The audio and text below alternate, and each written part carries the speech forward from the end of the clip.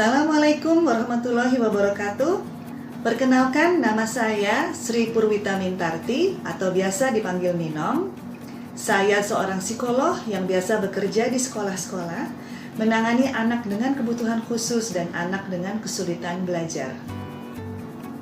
Baiklah, hari ini saya akan berbagi topik mengenai pentingnya komunikasi antara orang tua dan anak, terutama anak di bawah usia 3 tahun.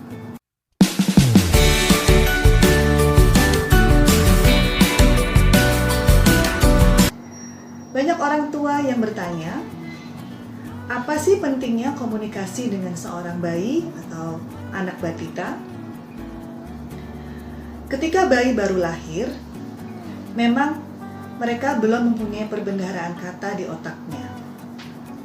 Tapi bayi berkomunikasi dengan cara mendengar dan mengkomunikasikan kebutuhannya dengan cara menangis. Dengan cara mendengar, mereka dapat membedakan suara ibunya, suara ayahnya, atau suara anggota keluarga yang lain. Melalui respon yang mereka terima dari orang dewasa di sekitarnya, maka secara bertahap, otaknya pun juga akan menyerap kata-kata atau pesan-pesan tersebut. Lalu, adakah dampak apabila seorang anak kurang mendapatkan rangsangan bahasa atau komunikasi ketika mereka masih kecil? Penelitian menyebutkan bahwa seorang anak yang mendapatkan rangsangan yang cukup dalam bentuk interaksi bahasa, komunikasi, maka itu dapat membantu meningkatkan kecerdasannya, baik kecerdasan kognitifnya, perasaannya, maupun kemampuan dia beradaptasi dalam bersosialisasi. Jika anak kurang mendapatkan rangsangan atau stimulasi bahasa, maka anak tersebut memiliki perbendaharaan kosakata yang minim, dan itu akan menghambat anak tersebut untuk beradaptasi, terutama di usia ketika mereka masuk sekolah. Ketika mereka masuk sekolah, mereka harus berhadapan dengan teman-temannya, dengan gurunya. Mereka memerlukan kemampuan untuk mengerjakan pelajaran. Nah, di usia SD, terutama di kelas 3, 4, apalagi kelas yang tinggi, kelas 5 atau 6, anak dibutuhkan keterampilan berpikir secara abstrak. Jadi di situ anak diminta untuk membaca soal cerita, memahami sebuah cerita, dan mengungkapkan ide-idenya secara lisan ataupun tertulis. Jika anak kurang mendapatkan stimulasi bahasa, maka dia tidak atau kurang mempunyai perbendaharaan yang kaya di benaknya untuk mengungkapkan isi pikirannya dan juga untuk memahami informasi yang dia dapatkan.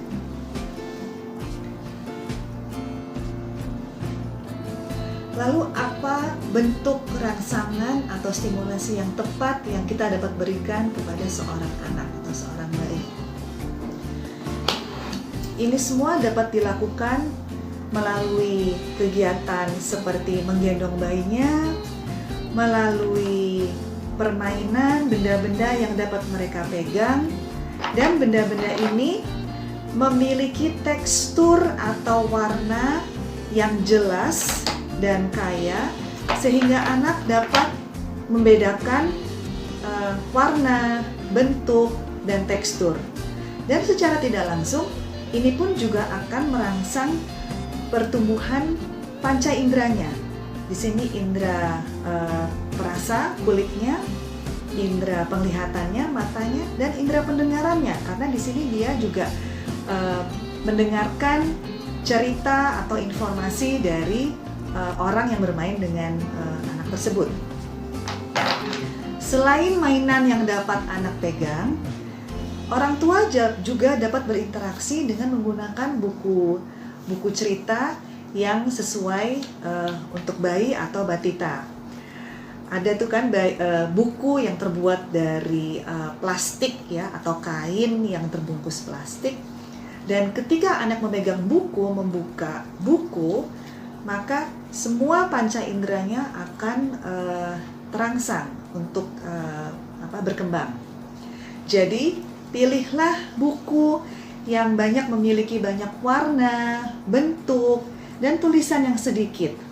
Dan melalui ini orang tua dapat menyampaikan informasi secara rileks, secara bermain, tidak membosankan.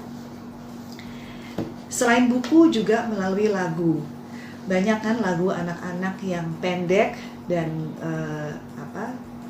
ritmenya sederhana, tapi kosakatanya sebetulnya sangat bermanfaat buat pemahaman anak. Contohnya lagu Cicak di Dinding. Di situ anak akan belajar tentang kata cicak, binatang cicak, bahwa cicak itu merambat di tembok dan makanannya cicak adalah nyamuk. Jadi secara tidak langsung dari kegiatan cara bermain yang beragam ini, anak akan menyerap banyak sekali informasi bahasa dan kalimat. Dan ini semua akan memperkaya kemampuan dia, keterampilan dia ketika nanti dibutuhkan dan dia masuk sekolah. Baiklah, teman-teman, perjalanan seorang anak untuk menyerap bahasa, memahami kata dan kalimat adalah perjalanan yang panjang. Anak belajar mengenai interaksi, komunikasi, itu tidak terjadi hanya dalam waktu 1 hari atau beberapa minggu.